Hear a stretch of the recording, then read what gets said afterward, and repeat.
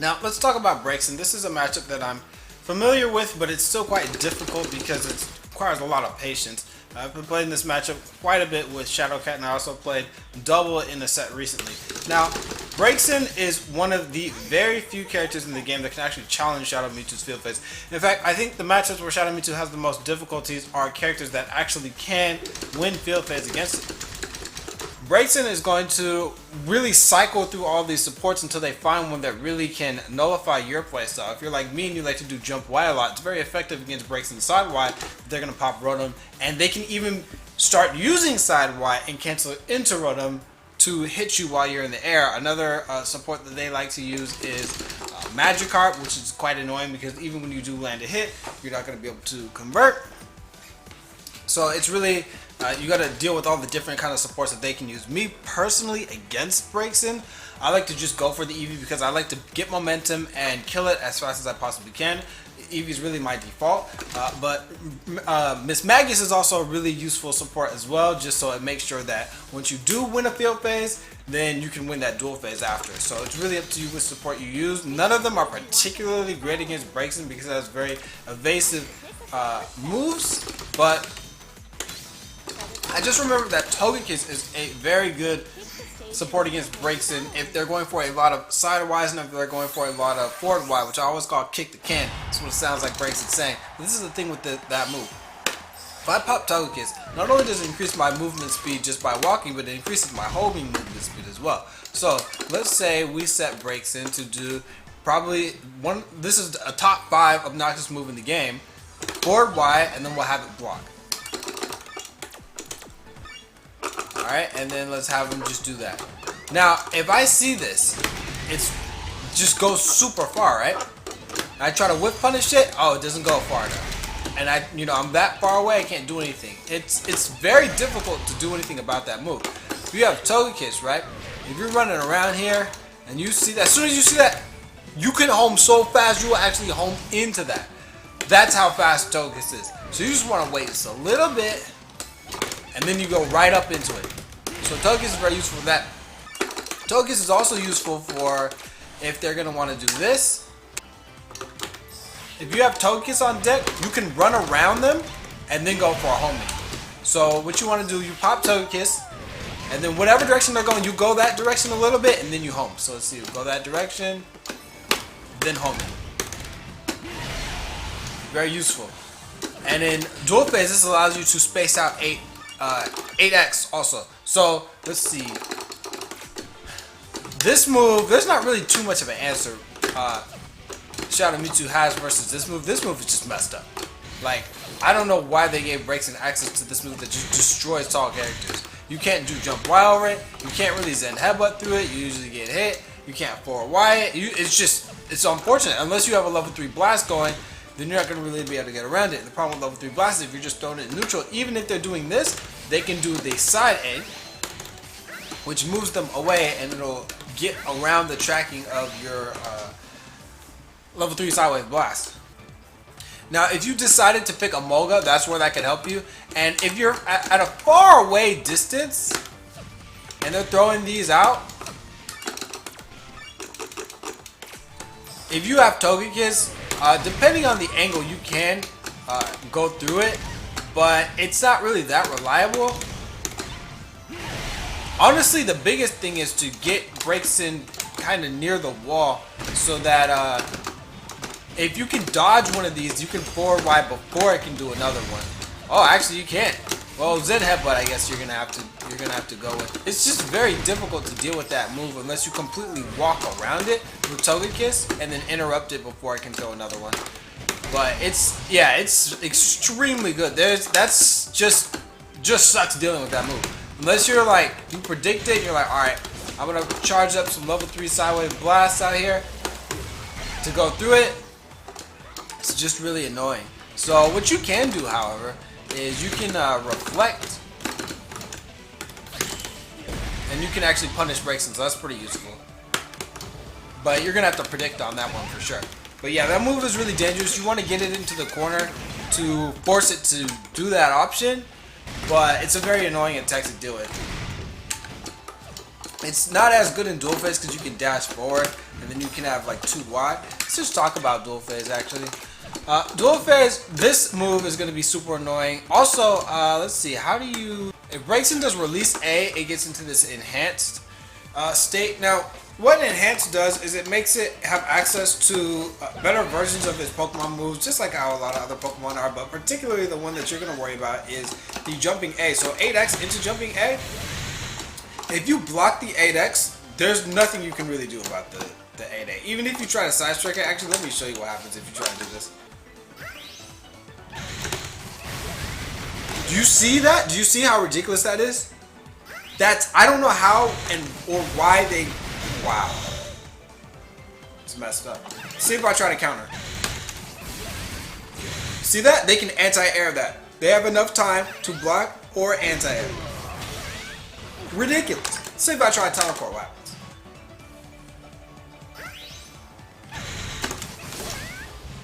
They can block in time. I'm pretty sure they can actually punish that teleport.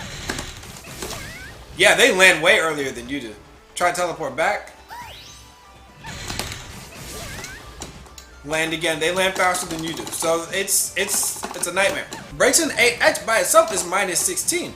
But when it has access to that, you can't really do anything about it. Now, another thing is a lot of times if they're not enhanced, they'll just go for this. Or this is unsafe. That is, I believe it's like minus 22 it says on block in the frame data, but it's kind of variable. But you can grab it 2Y, you can launch it with 6X. But yeah.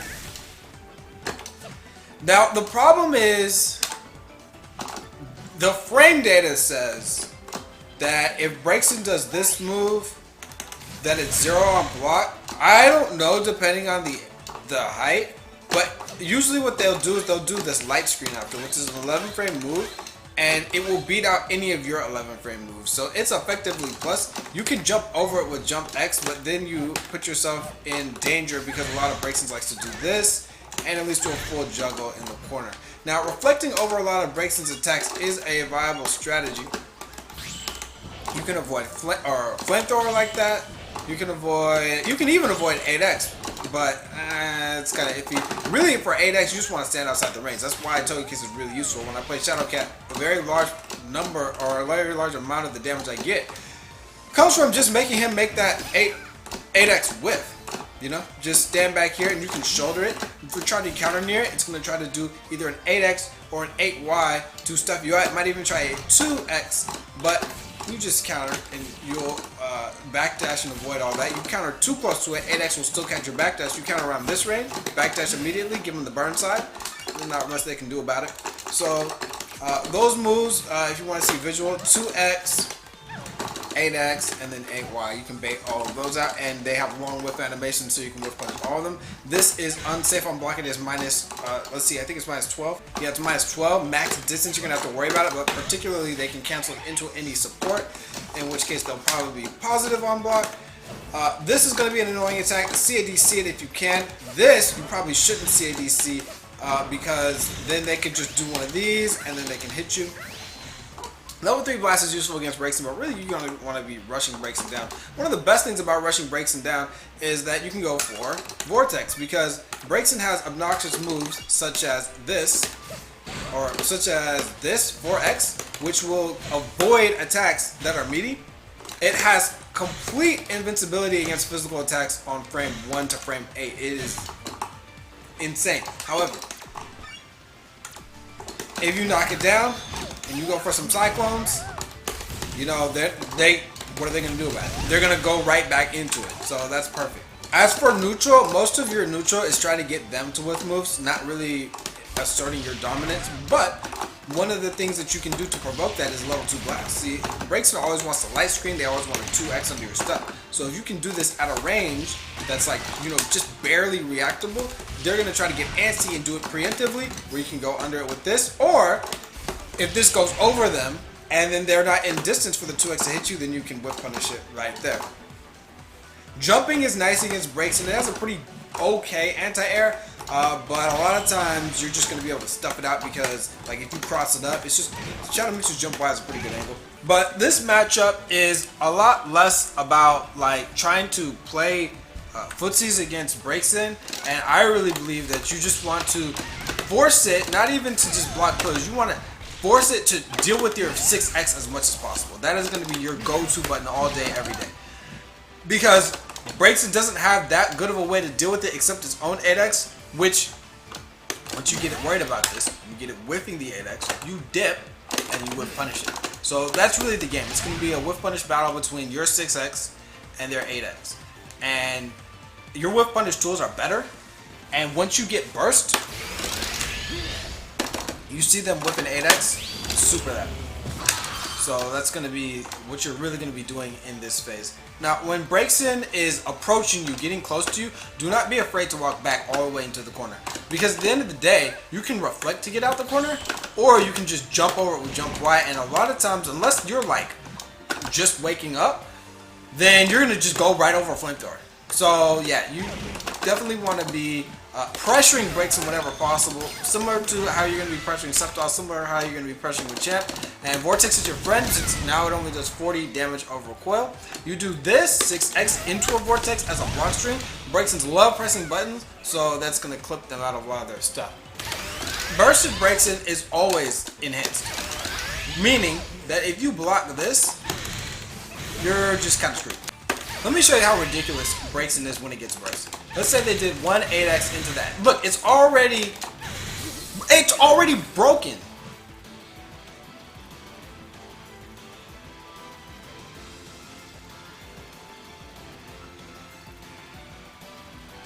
It's cheap, man.